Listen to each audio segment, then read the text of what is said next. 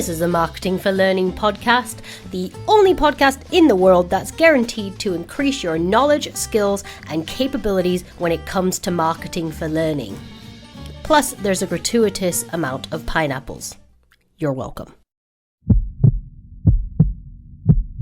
Hello, everybody, and welcome back to the Marketing for Learning podcast.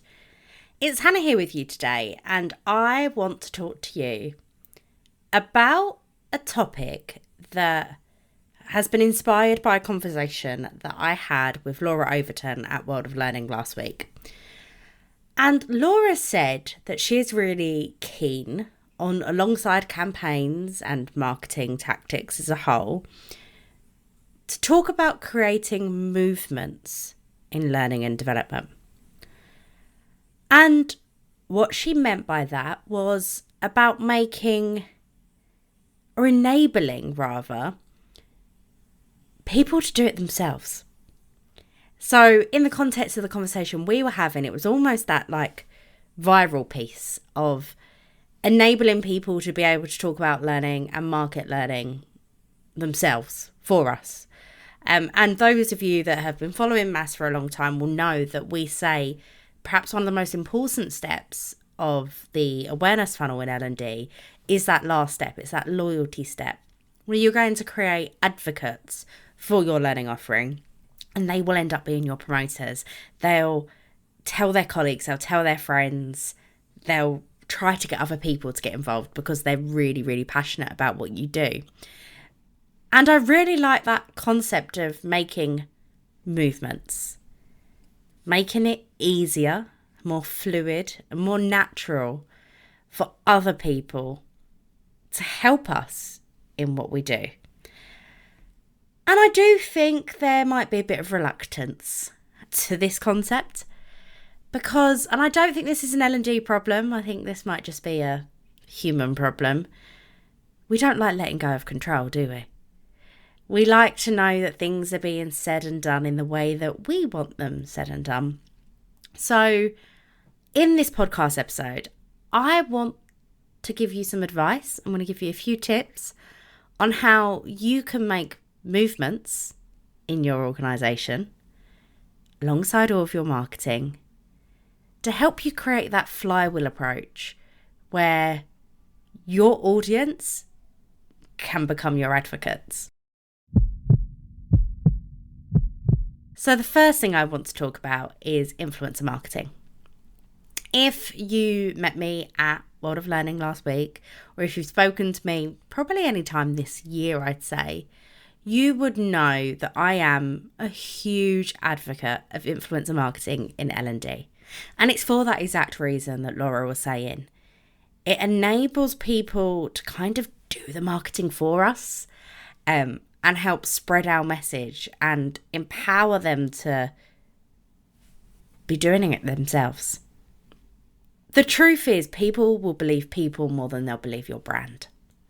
They will be more likely to engage when a friend or a colleague has told them to, instead of when you've told them to. And of course, you might be their friend, but you're definitely their colleague as well.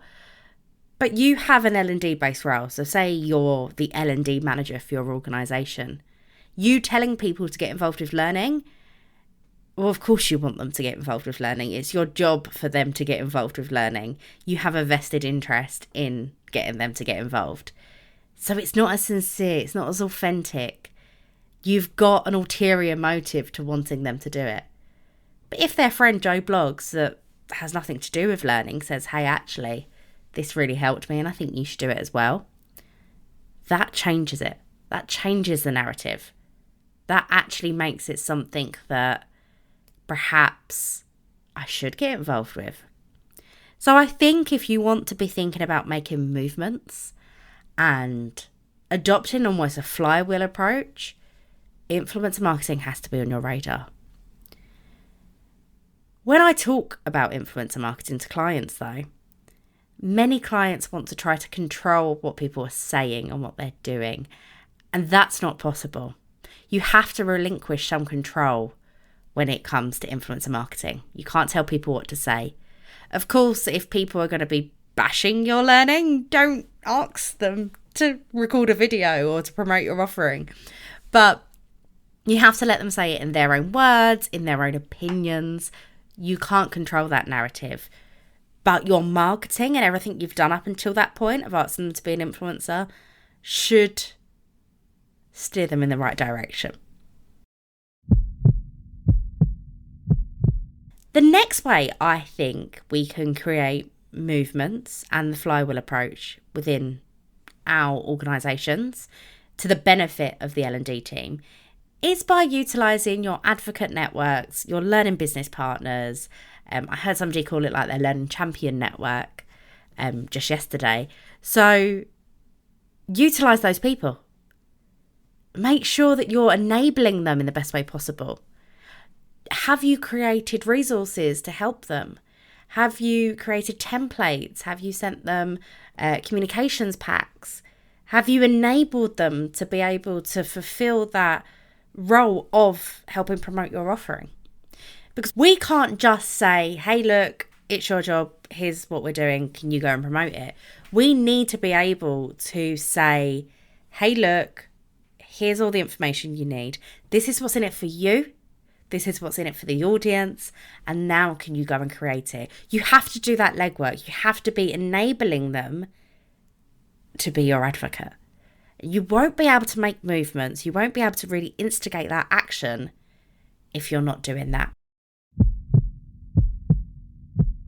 And lastly, I think thinking outside the box would help create this movement, this excitement, and the flywheel approach of actually getting other people to be advocates for us.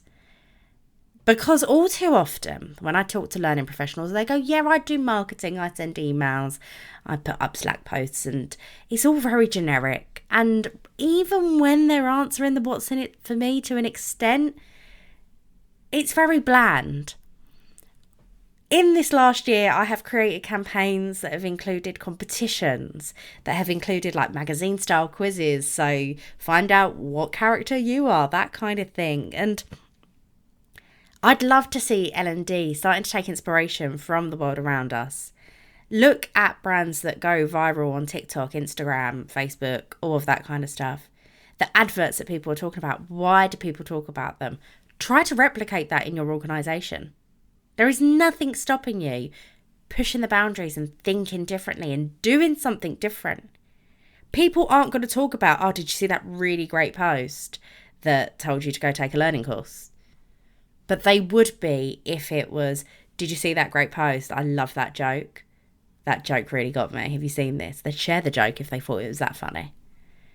Or have you taken the quiz? Do you know which character you are? It enables them to want to share and talk about what you're doing. And then all roads lead back to your learning and development offering. But the truth is, with this making movements or making learning communications viral, L&D need to give up some of the control. And I think that is probably our biggest barrier to this. It's a blocker. We're actually doing ourselves more harm than good by trying to control everything that's said about us. So if you want to create phenomenal impact and get people actually engaging with your learning content, be confident in what you've done and let go of some of the control. Let people talk about you. Let people engage with you in the way that they want to, and maybe then we'll start making the movements that Laura was talking about. So that was a short and snappy episode for you. It's just something I've been thinking about over the last week. And I really do love the concept of making movements. And I'm going to say it again. I've already said it in this podcast. Laura did say, I'm a real advocate of making movements alongside campaigns and marketing. I'm not saying this is the only way and you should forget everything else we've ever said on this podcast, but it's a real key way. And if you really want your learning to be authentic and organic, maybe it's the route you should take. So just some food for thought for you there.